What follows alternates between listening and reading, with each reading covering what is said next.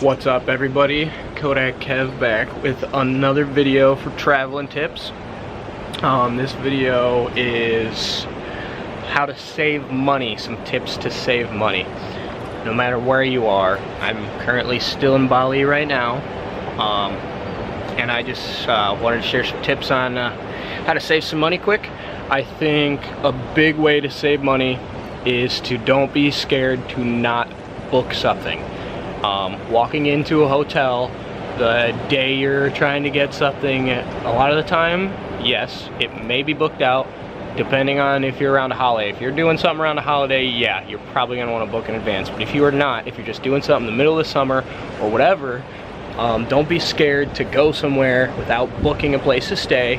I recommend hostel.com, booking.com sometimes if you really can't find anything, and Airbnb are the three biggest things that I would recommend for booking. It's going to be your biggest expense normally, other than flying to wherever you're going, unless you're just going to somewhere, you know, not super far away from you.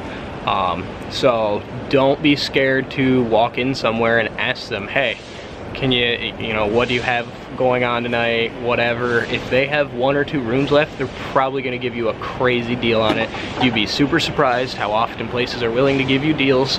It's pretty awesome. So one of the other big expenses is going to be transportation. So transportation, we're in Indonesia right now and we're using Gojek, which is just like Uber. And like I said in one of my other videos, I really like the app transportations. I feel like they're safe because everybody is normally certified through that app. You can look at comments, reviews, see a picture of the person before you even get in their car, and you normally know exactly what you're getting into. Those are good ways to get around a little bit cheaper. You can walk up to a taxi driver and haggle with them, but I don't always super recommend that because their rates are normally higher, and sometimes they're just off. They're just trying to charge you way more. We were coming from Ubud to where we are now, which is by, I really don't want to butcher the name. We're about 2 hours east of Ubud, down by the ocean, and we just wanted to get into town in Ubud from where we were, and people just wanted to keep charging us more and more, and it was a 20-minute walk, so we walked 20 minutes because I wasn't willing to pay what they wanted. And a 20-minute walk, yeah, that's nothing. Even with the backpack that we had on our back and all of our stuff, it really wasn't a big deal, and it was worth the money saved for that little bit of a walk. We also got to see some really cool stuff on that walk. We were in the jungle at the time, and it was awesome. Also, walk into smaller stores sometimes. I got shoes this morning, for anybody who's wondering if I ended up with shoes. I got some shoes this morning, and these were actually 14 US, so flippin' steal on my shoes. And that was not haggling, that was just their prices for these in their store, which was spectacular in my opinion. So, you know, be willing to walk into smaller stores and restaurants. If you know, look at a restaurant, walk into a restaurant, look at their menu, look at, you know, what their prices are and everything before you even sit down, and you know what you're getting into. Also, like I said, don't be scared to not book, but do research too. So if there's something you know you want to do, like for instance the Anne Frank Museum in Amsterdam, it sells out so much so fast, and that's the kind of thing you do want to book in advance. So just know the kind of stuff that's going to be sold out by doing your research. Research is a big thing that I said in one of my other videos. You know what you're getting into, and also know the prices of where you're going, especially if you're going to Europe. Another big one I didn't say about transportation, Flixbuses in Europe, super cheap, great prices. They have a lot of different destinations, and they're a great way to travel. But also, what was I saying? I got lost track of what I was saying.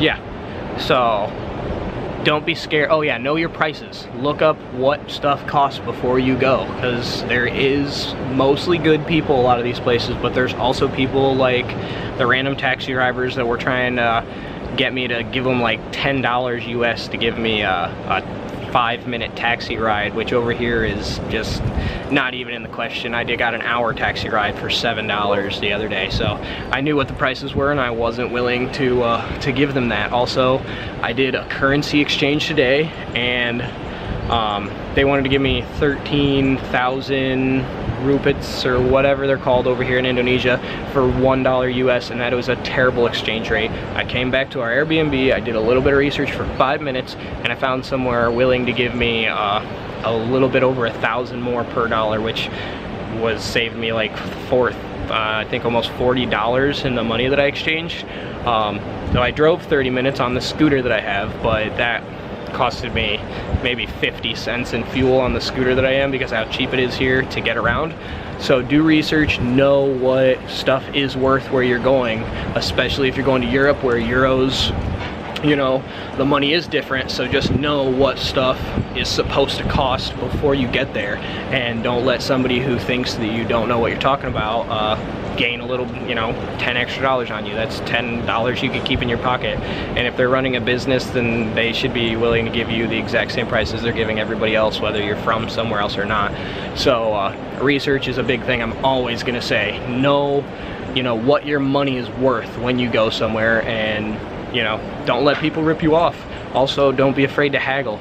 A lot of these places, you know, there's people who go, oh, I'll give you this price, and it's like, okay, well, can you do something else? And a lot of the time they're gonna be like, oh, I'll do this, and it's like, okay. Also, don't be afraid to go talk to somebody else before you tell them yes or no. They're gonna be pushy a lot of the time. The taxi drivers around here, pushy, pushy, pushy. You know, tell them, no, I'm gonna go talk to somebody else, I'm gonna see what their rates are, and I'll come back if you have better rates. And honestly, some people get upset. I'm not even gonna deal with the people who get upset. If they are genuine and they're like, oh, okay, they probably are gonna have a good price, and you might end up talking to those people again. So those are some of the biggest, like the biggest costs that you're gonna get. If you're just trying to shop somewhere where you're going, then know what stuff is worth when you go there. I think those are the biggest tips that I can tell you. And I think traveling is mostly about the experience, so maybe save some money on the places you're staying, and then spend a little bit of your more money doing the stuff during the day. All you need to sleep at night is a bed, so I recommend hostels. I recommend hostels very much. They are in America, unlike what a lot of people think. They're all over the world. They're not just in Europe. You can get a private room, yes. If you want to be private, I like having a private room sometimes, but I got private rooms for $21 at some of the places, and it was a nice room, exactly like a hotel room.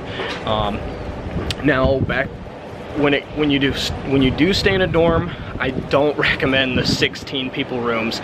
It's not that fun to sleep in sometimes. People are coming in all day and night. If you can handle that, sure, do it. You can find places for $6 a night. That's awesome. They're gonna have lockers. Take a lock with you. Lock your stuff up. A lot of people think you gotta sleep with your stuff. It's not a huge deal. A lot of those people are great people, and do your research too. Don't stay in a really crappy place. You know, there's good hostels, there's bad hostels. I've never really stayed in a crappy hostel, but it's because I did research, I read comments, I read reviews. If the place looks or seems crappy, don't go there. I'm gonna tell you, I'm sure there's plenty of crappy hostels where you might have to sleep with your stuff because there might not be a locker. Go places where there's lockers, where you can lock your stuff up. Sometimes there's